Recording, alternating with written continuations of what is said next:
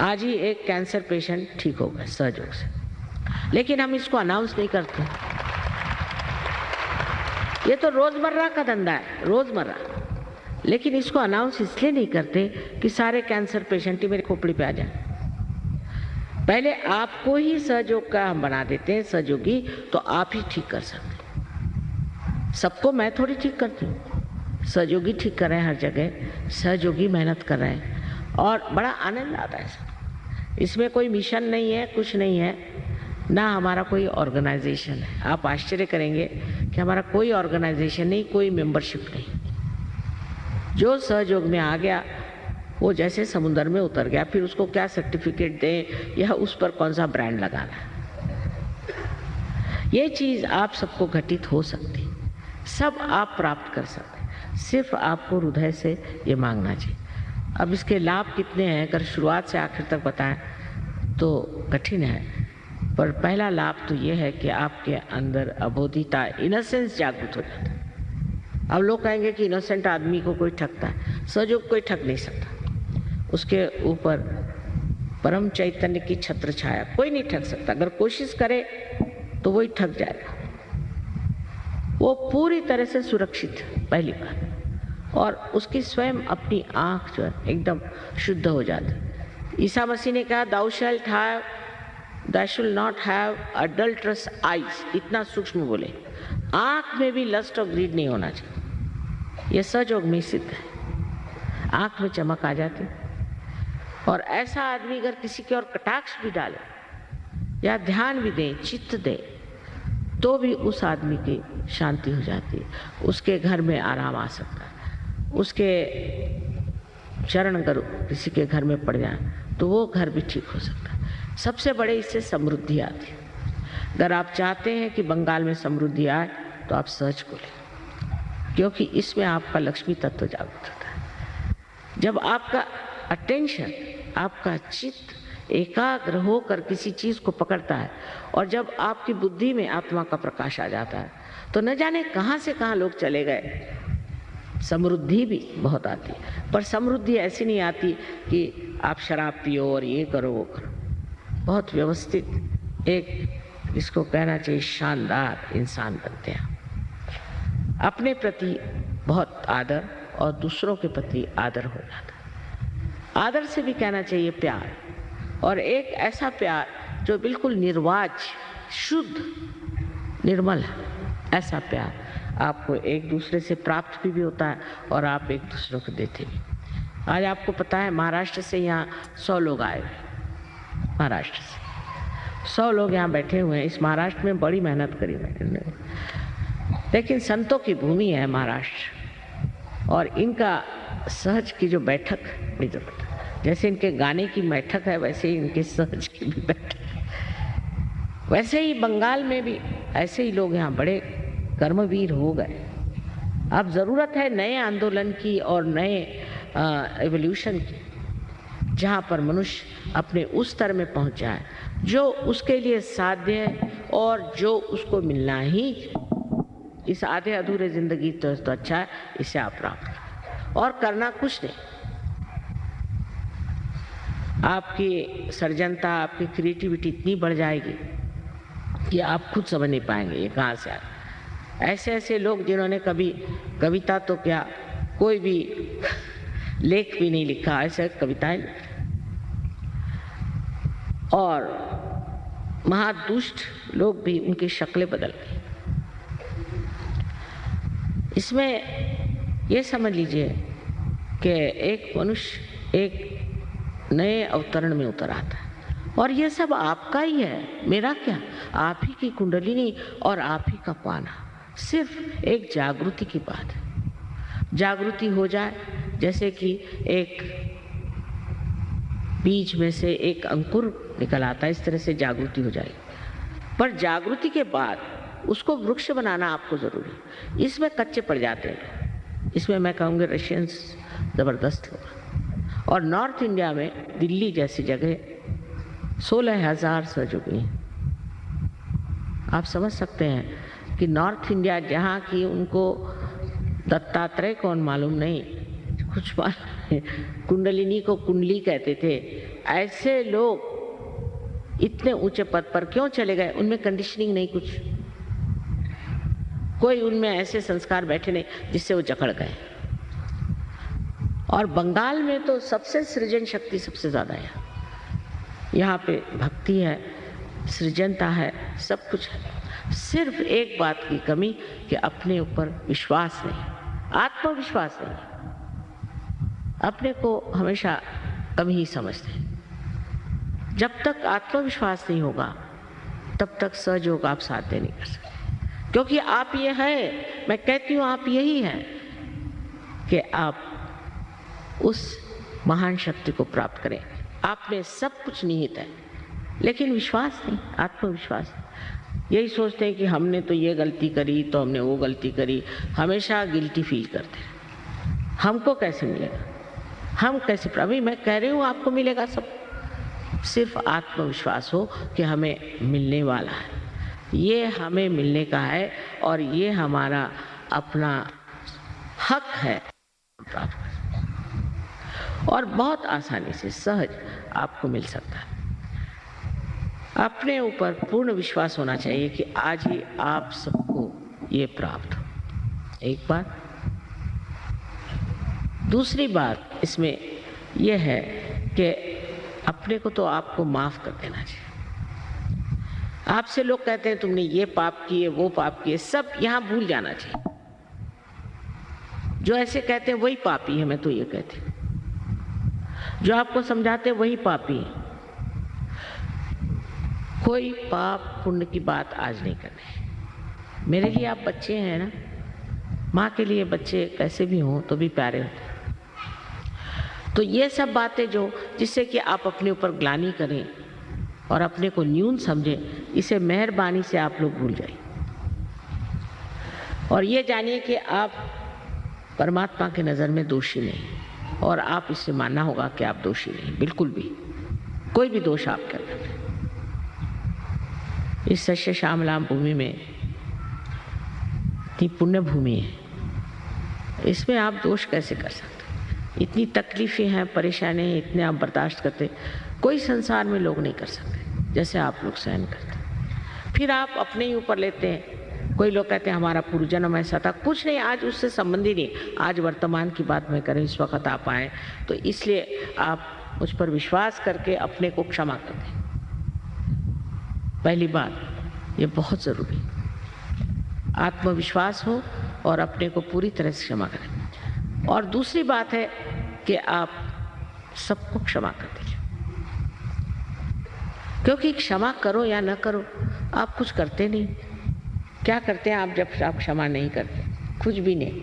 ये तो एक मिथ्या बात है कि हम नहीं क्षमा कर सकते, बड़ा मुश्किल है। कोई मुश्किल, उल्टे जब आप क्षमा नहीं करते हैं तब आप अपने को दुख देते। जिसने आपको तकलीफ दी, परेशानी दी, उसको अगर आप क्षमा कर दें तो आप अपने को कम से कम परेशान तो नहीं करेंगे। वो तो आराम से बैठा है और आप अपने को बेकार में चले जा रहे हैं। बिल्कुल लॉजिकल है ना बात। तो अभी इस वक्त आप लोग सब इतना करिए कि माँ हमने सबको क्षमा कर दिया। उनका नाम भी नहीं सोचने का, क्योंकि वे सरदर्द। हमने सबको क्षमा कर दिया, इतना ही अपने मन में कहने से चीज एकदम आपको हल्कापन आ जाएगा। यही मैंने ये बात कही जिसे संस्कृत में हम क्षम दो मंत्र कहते हैं, बीज मंत्र है कि पहले तो ये कि मैं गलत नहीं हूँ, हम मैं हूँ, और दूसरा ये कि सबको मैं क्षमा कर देता हूँ। दोनों चीज आपके अंदर इस वक्त अगर घटित हो जाए तो बड़ा ही आसान हो जाएगा आपको प्राप्त होना।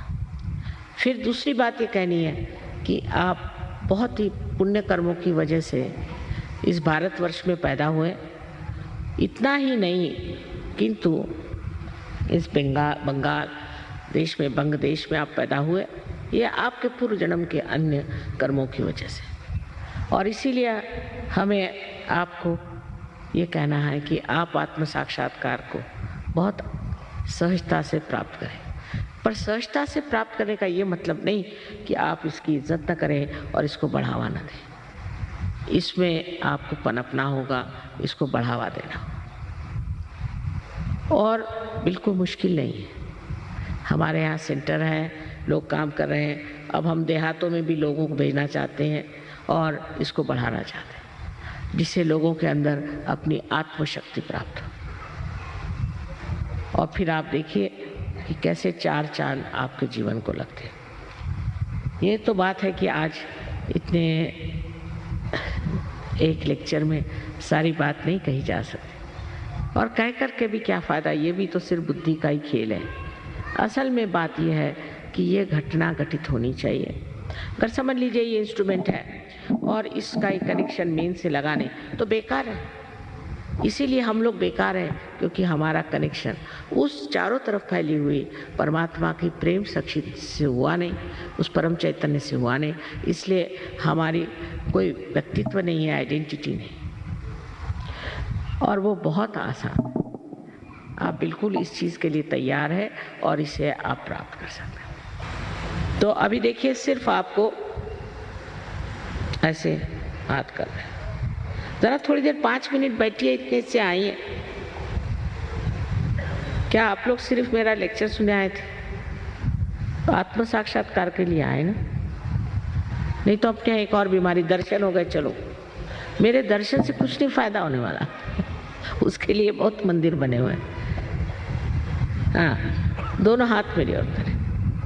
अब ये कहना कि जिसको जाना है अभी चले जाए। जिस वक्त में हम जागृति का कार्य करेंगे तब उठ के जाने की कोई ज़रूरत है। दोनों हाथ हमारी तरफ करें।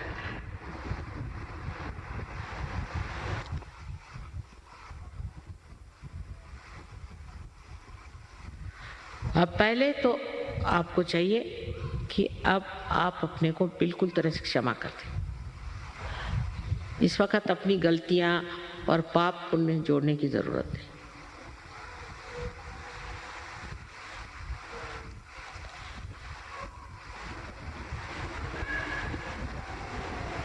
और अब आंख बंद कर ले, चश्मा निकालें। इनके पैर में जूते होंगे, तो जूते निकाल दें जो बैठे हैं ऊपर में लोग। अब लेफ्ट हैंड मेरी ओर करें इस तरह से, और राइट हैंड सर झुका लें, और सर के ऊपर में आप अपना राइट हैंड, यहाँ पर जो तालु है इसे ब्रह्मरंध्र भी कहते हैं, कि जो ब्रह्म में एकाकारिता करता है, ऐसा छेद ब्रह्मरंध्र। अब इस पे राइट हैंड रखें दूर ऐसे, और अब देखें कि आपके ब्रह्मरंध्र में से ठंडी या गरम कोई हवा जैसी चैतन्य की लहरियां आ रही क्या, जिसको कि आदि शंकराचार्य ने सौंदर्य लहरी कहा था।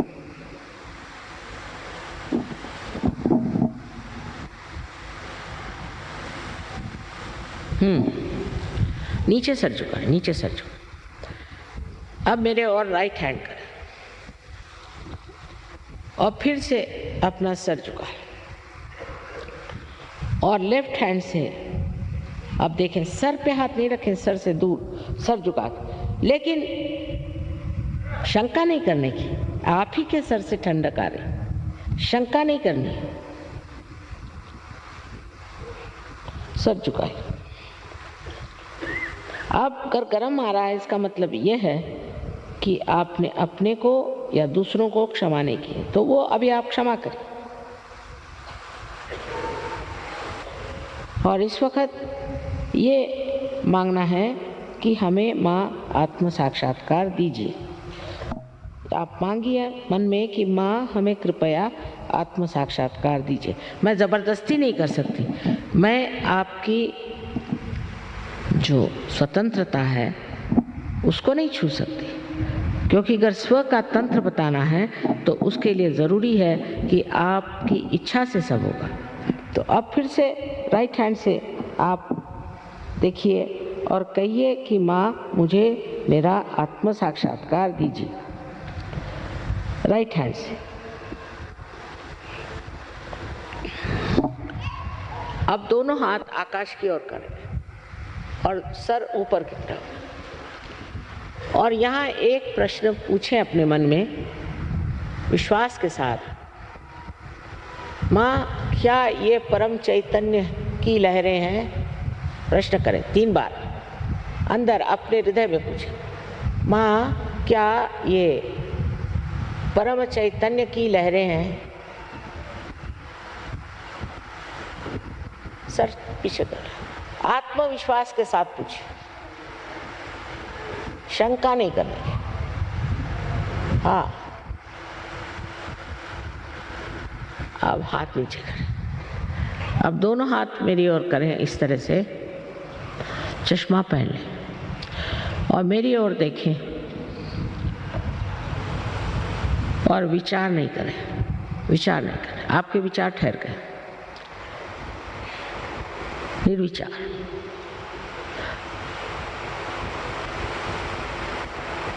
यही निर्विचार समाधि। अब जिन लोगों के हाथ में या उंगलियों में या ब्रह्मरंध्र से ठंडी या गर्म हवा आई हो, वो दोनों हाथ ऊपर करें।